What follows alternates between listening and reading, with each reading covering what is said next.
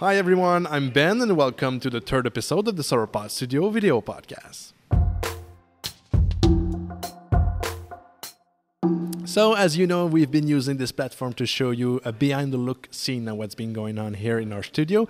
So today we're going to explore audio and recording with one of our lead person on the project. So today I'm with FX. He's actually the lead audio on the project on Castle Story. So hi FX. Hi everyone. So there's a lot of aspect considering the audio development of a game like Castle Story, but today we're going to talk about how we capture sound and how we put it actually in the game. Yeah, that's right. So actually we, with Germain, the lead designer of the game, we figured we needed two different ways of creating sounds for a Castle Story. So the first one is to match the kind of retro graphics of the game. So some sounds are really created from scratch using synthesizers and stuff like that. So, and the second way is what we're going to talk about today is actually going out to record sounds, so to capture sounds and give something more natural feel. Exactly, like lively, you know, with some imperfections that matches the more real life style. Okay. So you're on a contract here for Sauropod Studio, but you have your own company. What do you do with that company? Well, we do audio for a lot of different games. So yeah, actually, it's my company that works for Sauropod. And we also work for games like World War Machine, who was on the Square Enix Collective. We did some additional music for Steve 4 for IDOS. And yeah, a lot of different indie games, like big indie games in Montreal, just like Castle Story, actually. And the name of the company? It's Vibe Avenue.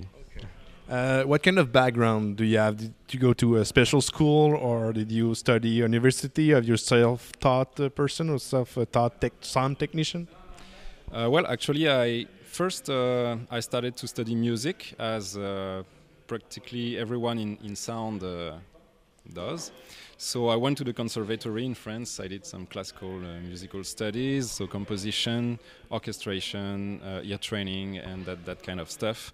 And then I worked several years in the music industry as a pianist, as a composer, and but then I really wanted to do something for multimedia and especially for video games because I'm a gamer since I'm a child. So I moved to Montreal. And because I come from France originally, and so then I went to University of Montreal to do the masters in the film scoring and multimedia. So there I really learned more about electronics, computer, recording sound, and etc. So I still do music. As I said, my company does everything for games like music, sound design, integration. But there I discovered also the art of designing sound, recording sound, and game integration. So afterwards I worked on several games on my own, and then it became too big for me alone, so I decided to create my own company.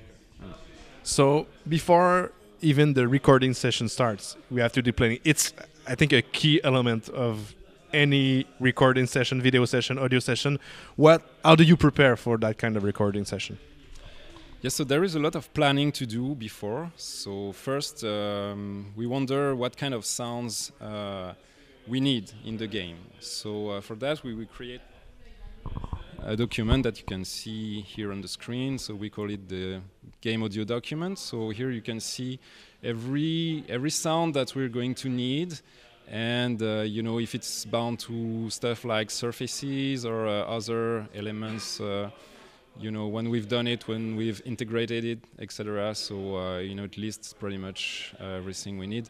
So once we've figured out what we need, then we need to figure out how do we actually create those sounds. So you know, sometimes you need to be creative. A lot of times you need to be creative because, you know, for example, for a catapult, you don't necessarily have your own catapult in your garden, right? So you have to figure out, you know, how to create something that will sound like a catapult. Yeah. Mm. So you're gonna show us how you did that for the catapult? Yeah, okay. Let's watch it.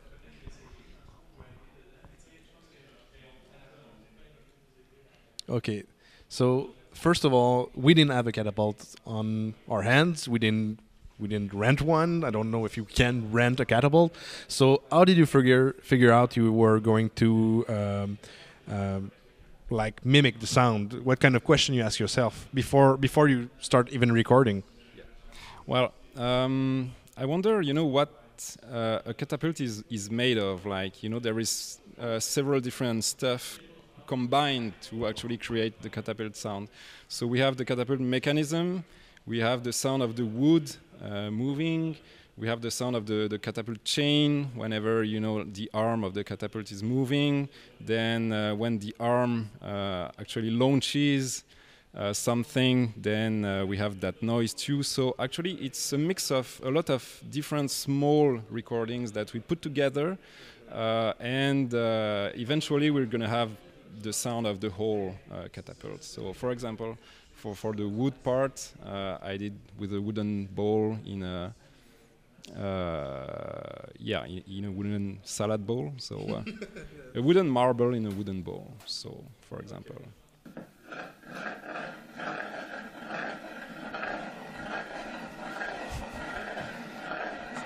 We actually have the sound of the wood with that. And then if you want the mechanism, so for the mechanism, I used a kind of device to cut the carrots, and I put a metal spoon in it, and then it gave me the sound I was looking for the mechanism. So there's a lot of creation, to imagination in the process of recording those kind of sounds. Yeah, that's really what makes it so fun, actually. It's the fun part. It's really the fun part. But everything in that job is fun. I mean, it's really amazing. But also, we don't necessarily take these recordings raw. I mean, after that, and we need to edit the sound. So I will show you that afterwards. So yeah, and for example, for the when the catapult shoots. Yeah. That simple. Yeah, actually, Germain, the lead designer, wanted this particular sound because it reminds us well of our childhood. So, for example, here I'm looking for the right angle to get the round sound, and eventually I finally got the sound I was looking for. So yeah, because there is also a comical aspect in Castle Story. Like, it's not cartoony, but some elements are a little bit cartoony. So we wanted some sounds to refer to that. Yeah. So before even that's the recording session, but what kind of issues you can encounter when you're recording that? You were in a controlled environment, that you were in an apartment or I don't know, a studio. Mm-hmm. But when you go outside, what kind of thing can go wrong? Because every time something can go wrong, usually it goes wrong. Yeah, right. So for example, for this sound, I was in my apartment, but we also did a lot of field recording, like in the outside, to get the sound of the wood, the footsteps, stuff like that. So in this case, we rent a car and we drove like 300 kilometers in the forest, to be sure that we wouldn't have city noises or, like really be in the middle of the forest. And even in the middle of the forest, we eventually did a lot of recordings at night because we still heard like, cars away or weird creatures like bears. And it was very dangerous. And so we also have to figure out what kind of microphones we want. Do we want to record close or far away to get the echo in the forest? Or you capture actually the echo also. Yeah. Okay. Yeah, so we can have different perspectives, and it's still not in the game, but when you're close to the sound, we want you to hear the sound. Yeah, very close, and we also have recordings further away when you're away from the sound to have like the real echo in the forest of the sound. So when you get when you got all your sound figured out, we did our list, we record them. What do you actually do with it? So then it's the editing process. So I put the sounds in my software. So here it's Reaper, which is a digital audio workstation. So we use it to work on the different sounds. I'm sure it's a question we're gonna get, but why Reaper in that case? What do you love in that kind of software? Actually, I use Reaper and Cubase depending on what I do. I use mostly Cubase for music, and I love Reaper for sound design. I mean, there is a lot of digital audio workstations out there, and you can get similar results with any of it. It's just that I learned those ones, and I'm good with them. So you stuck with it. Yeah. Okay. So, what you do? So you did something to the sound we just saw. Yep. So for example, here you will recognize the ball, but now you can hear that it's not exactly the same because the pitch is down. Yeah, so it sounds like bigger, a lot bigger than just the marble that we recorded. Okay, and I did the same for the carrot cutting device. I don't know if it has a name, but. So that's the catapult machinery, and as well the pitch is down just to get the impression that the device is really bigger. So and then I added some wood manipulation that I recorded in the forest, and so everything together. Now we get a convincing loop of the catapult moving. Also, so we have also sounds to start the catapult movement. So we have different variations, and the variations are random. When the catapult stops, and then we also have the other part of the catapult sounds. For example, what we did when it shoots. So again, with different variations.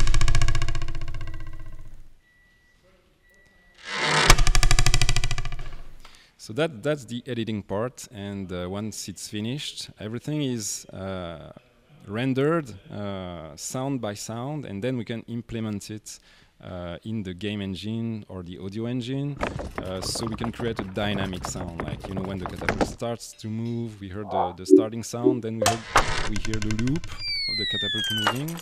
When it stops, the loop stops, but we also hear the sound of the catapult stopping, etc. So we have all these different elements that really create a system, actually. Can you, in some ways, edit the sound directly in the game software? Is it like a fade in or fade out, or it's preferably you have to do it beforehand in the editing software?